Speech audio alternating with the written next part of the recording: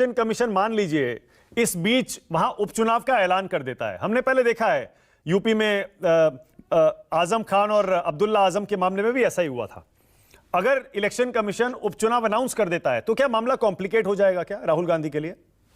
बिल्कुल, इसलिए कि सुप्रीम कोर्ट की ही सेटल्ड जजमेंट है कि once the election is announced, once the date is finalized, कोई कोर्ट उसमें इंटरफेयर नहीं करती है। ये सेटल्ड जजमेंट है। मान के चलिए कि अगर इलेक्शन कमीशन कल आकर के ये नोटिफाई कर देता है कि फला तारीख को Wayanad member of parliament constituency में इलेक्शन होगा, तो उन परिस्थितियों में सेटल्ड जजमेंट के मुताबिक या तो उस जजमेंट का जुडिशियल रिव्यू हो।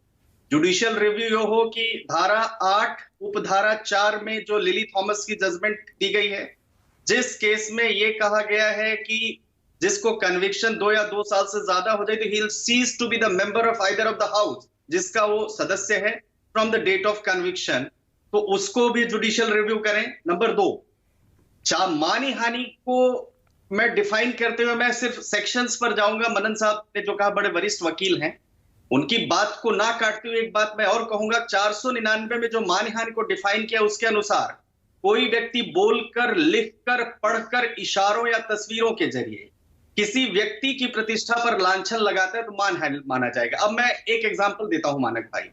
मैं कहता हूं कि सारे वकील फ्रॉड है, मैं किसी और को नहीं कहता, या सारे फ्रॉड वकील। दोनों परिस्थितियों में मेरी भी मानहानि हुई, मनन साहब की भी मानहानि हुई, किसी एक इंडिविजुअल की भी मानहानि हुई। तो जब तक हम किसी को इंडिविजुअली टारगेट नहीं करते तो यह माना जाता है कि पर्सन अग्रीव्ड की जो बात आती है, जो क्रिमिनल प्रोसीजर कोड का सेक्शन 499 का एक्सप्लेनेशन है, वो पर्सन अग्रीव्ड में सोसाइटी हो जाएगी। नंबर 2, 2019 में कोलार में जब ये बात कही गई तो वहां पर वीडियोग्राफी हुई सर्विलांस कमेटी के द्वारा, सर्विलांस टीम के द्वारा, क्योंकि इलेक्शन कैंपेन के दौरान ये बात कही गई और वो मसला वहां भी पहुंचा जो डिस्ट्रिक्ट इलेक्शन ऑफिसर है, डिस्ट्रिक्ट इलेक्शन ऑफिसर के पास, वहां के डेप्यूटी कमिश्नर के पास भी तो वीडियोग्राफ है। अब हम इसके तीसरे पहलू की तरफ आते। तीसरा पहलू यह है, भारत के संविधान का अनुच्छेद 19 बड़ी लड़ने के बाद, बहुत लोगों की कुर्बानियों के बाद हमें एक स्वतंत्र भारत में संविधान मिला। अब उसमें 19 में जो हमें अपने विचारों को कहने की स्वतंत्रता मिली, उसको नेहरू जी के टाइम पर ही 19(2) का रडार लगाया गया। उसमें हिंसा को जोड़ा गया, देश की संप्रभुता को जोड़ा गया, मानहानि शब्द को जोड़ा गया। अब किसकी बात से क्या लांछन होगा, कौन सी टिप्पणी या बयान आपत्तिजनक है मानक भाई, आपत्तिजनक क्या होगा, इसका फैसला अदालत करेगी। उसका अपना इसेंशियल लीगल टेस्ट है, उसके अपने पैरामीटर्स है उसको डिसाइड करने का। अब हम तीसरी बात की तरफ आते हैं। आपने बड़ी अच्छी बात कही कि क्या कन्विक्शन का स्टे, कन्विक्शन पर विशेष स्थगन आदेश पारित करना होगा। आपने बहुत सही कैंडिडली कहा कि स्टे सिर्फ एग्जीक्यूशन ऑफ सेंटेंस का सफिशिएंट नहीं है, क्योंकि सरिता ए नायर के केस में 2020 में सुप्रीम कोर्ट की 3 जजेस की bench, justice S A Bobde, justice R Subramaniam, justice S Bopanna, उन्होंने कहा कि एग्जीक्यूशन ऑफ स्टे का मतलब यह नहीं है कि आपको सजा पर स्थगन का आदेश पारित हुआ। उसके लिए 389 में जो कोर्ट है, अपीलेट कोर्ट है, वो स्पेसिफिकली ऑर्डर पास करेगी और वो ऑर्डर आएगा। अब तीसरी बात, वो ऑर्डर आने के बाद भी जो अभी डिस्क्वालिफिकेशन है, वो डिस्क्वालिफिकेशन एंटी डिस्क्वालिफिकेशन नहीं होगा, उसके लिए फिर सुप्रीम कोर्ट फाइनली डिसाइड करेगी। ये भी सेटल्ड जजमेंट है कि जब तक सुप्रीम कोर्ट का निर्णय नहीं आता तब तक जो है दोबारा से इस लोकसभा के सदस्य नहीं हो सकते। उसमें सिर्फ इतना हो सकता है कि अगला इलेक्शन आएगा तो वो उसमें कंटेस्ट कर सकते हैं। यही सेटल्ड पोजीशन है जहां तक मैं समझता हूं। ओके,